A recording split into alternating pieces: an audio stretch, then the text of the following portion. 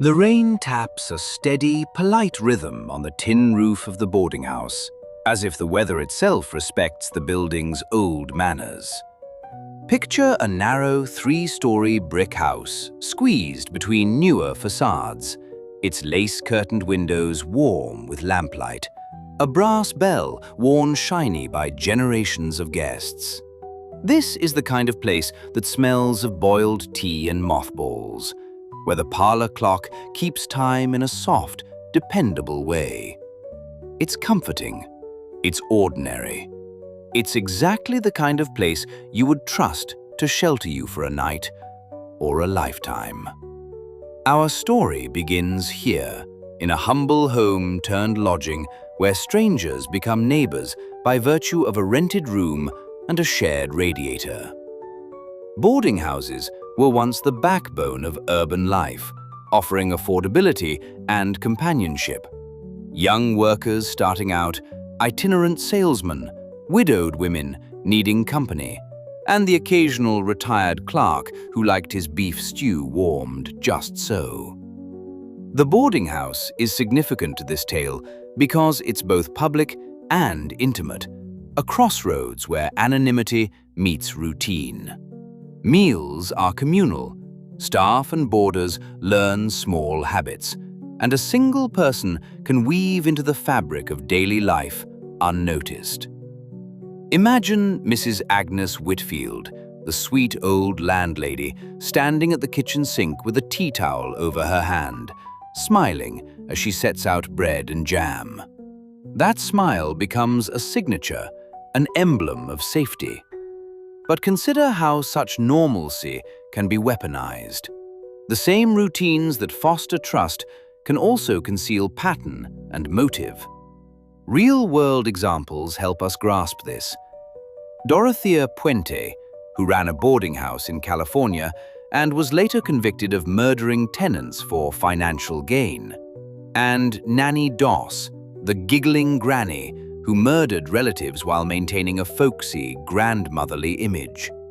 In both cases, ordinary domestic scenes masked terrible secrets.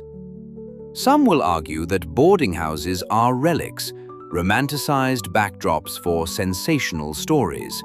Others point out the structural vulnerabilities: isolated residence, unregulated oversight, and financial pressures.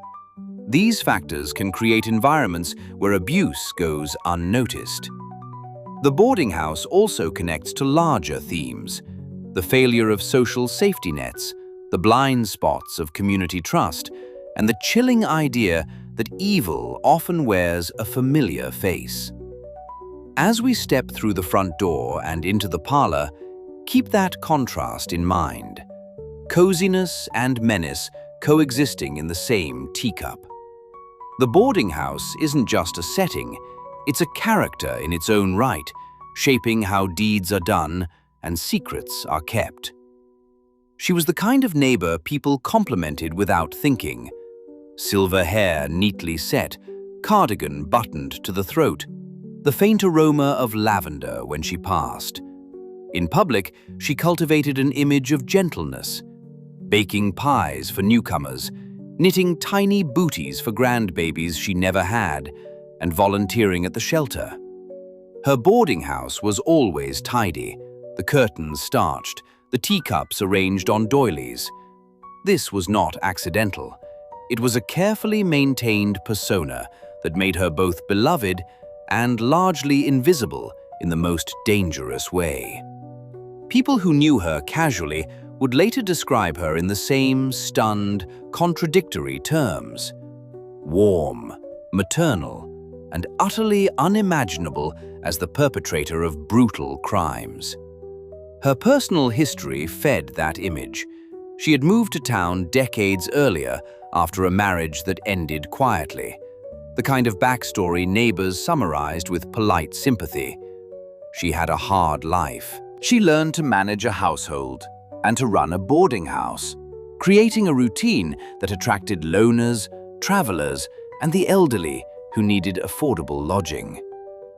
For many tenants, she became a fixture, the woman who fixed a leaky tap, collected the rent with a wink, or whispered gossip over jam tarts. To community groups, she was generous in small public ways, sponsoring a church raffle, supplying cookies for school bake sales, gestures that amplified trust. Two specific examples illustrate how her persona functioned as camouflage. First, when a series of disappearances began, initial whispers were directed at drifters and distant relatives. No one looked twice at the woman delivering casseroles at the community dinner. Second, her role as a caregiver allowed access and control. An elderly tenant with dementia was placed under her care and later found to have died under suspicious circumstances when friends noted missing possessions.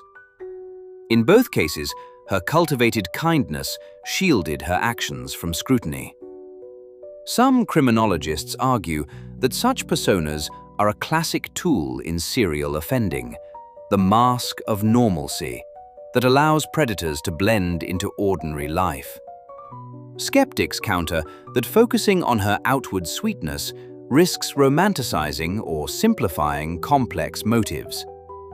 Challenges in connecting behavior to motive remain. Was it calculated sociopathy, a response to trauma, or opportunistic cruelty? What's clear is that her public face and history were interwoven with her crimes, enabling a pattern of trust, access, and denial that echoes in other cases and warns communities to question appearances and examine the gaps between reputation and reality. When we talk about modus operandi, we mean the specific patterns and techniques the offender used again and again, the signature behaviors that made these crimes possible and, chillingly, hard to detect. In this case, the perpetrator's methods were both banal and cunning, blending into everyday life so that suspicion never landed on the sweet old lady at the boarding house. Her approach relied on trust, routine, and the social invisibility often afforded to elderly women, which served as a kind of camouflage for cruelty. First, she cultivated an environment of dependency. Long-term residents, transient lodgers, and vulnerable newcomers were encouraged to see her as maternal and indispensable. Meals, small favors, and attentive listening built rapport. This social grooming was not incidental, it was the foundation of control. It allowed her to manage who moved through the house, who left alone at night, who took medication, and who could be isolated without witnesses. The significance here is clear. The crimes were not random acts of violence, but the outcome of a deliberate social strategy that weaponized warmth. Second, she used domestic methods to conceal lethal acts. Poisoning through food or medication manipulation was an effective tool because deaths could be misattributed to illness or old age. She also staged accidents, slips, falls, or triggered household hazards so that coroners and families accepted natural causes. Examples include lacing tea with sedatives to cause a fatal collapse, or quietly switching pills in a bottle to induce cardiac events. Another tactic was financial exploitation followed by disappearance, forging signatures on wills or cashing social security checks to remove motive and muddy investigations.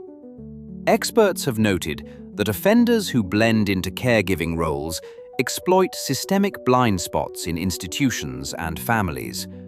Authorities often overlook elder suspects. Critics argue that relying heavily on poisoning can be risky for a perpetrator because toxicology can be definitive. Yet in many documented cases, slow-acting or common substances delayed detection long enough to establish a pattern of natural deaths.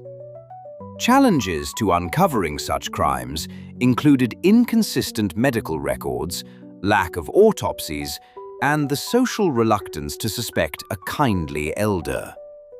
These methods intersected with other aspects of the case: financial motive, psychological manipulation, and failures in oversight, creating a web that protected the perpetrator until patterns emerged. Understanding this modus operandi explains not just how the crimes were carried out, but why they remained hidden for so long, and why dismantling similar schemes requires both medical vigilance and cultural awareness.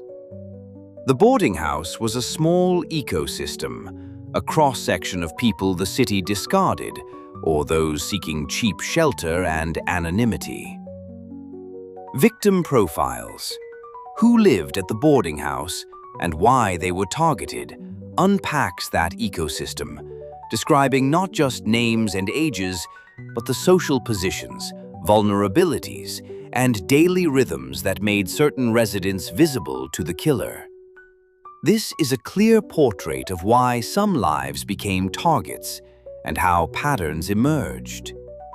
The boarding house population included lonely widowers clinging to routine, transient laborers working inconsistent shifts, elderly pensioners on fixed incomes, young single mothers escaping dangerous relationships, and isolated women with few visitors. Each profile shares features that mattered: limited social networks, predictable habits, and minimal resources. The sweet old lady, trustworthy, soft-spoken, the person everyone assumed cared for others, knew these patterns intimately. She learned who was rarely missed, who kept cash at the bedside, who had estranged families, who maintained the same weekly schedule. That knowledge turned into predatory advantage. Two specific examples illustrate the dynamic. One victim was a 72-year-old retired machinist who lived alone in a tiny room, paid rent monthly in cash, and received meals in the common area at fixed times. His predictable routine and the fact that neighbors assumed his strokes of forgetfulness were age-related made him an easy target. Another was a young woman with a toddler working nights as a cleaner. She slept during the day, trusted the house's communal rules, and shunned conflict qualities that left her isolated at vulnerable hours. The significance is twofold. First, these profiles show that the killer exploited social invisibility. Second, they demonstrate systemic failings: understaffed oversight, economic precarity, and social apathy that create hunting grounds. Some investigators argued the killer targeted opportunity rather than specific hatred. Others suggested a cold, strategic cruelty, selecting victims who would draw minimal attention. That debate highlights alternative viewpoints about motive. Challenges in profiling include incomplete records, transient occupants who left little trace, and biases that led authorities to dismiss deaths as accidents or natural causes. The victim profiles connect to broader themes: how societal neglect enables crime, the moral panic that surrounds the idea of a benign caregiver turned predator, and the investigative difficulties in linking seemingly unrelated deaths. Understanding who lived there and why they were targeted is essential to telling how the boarding house transformed from refuge into a stage for calculated murder.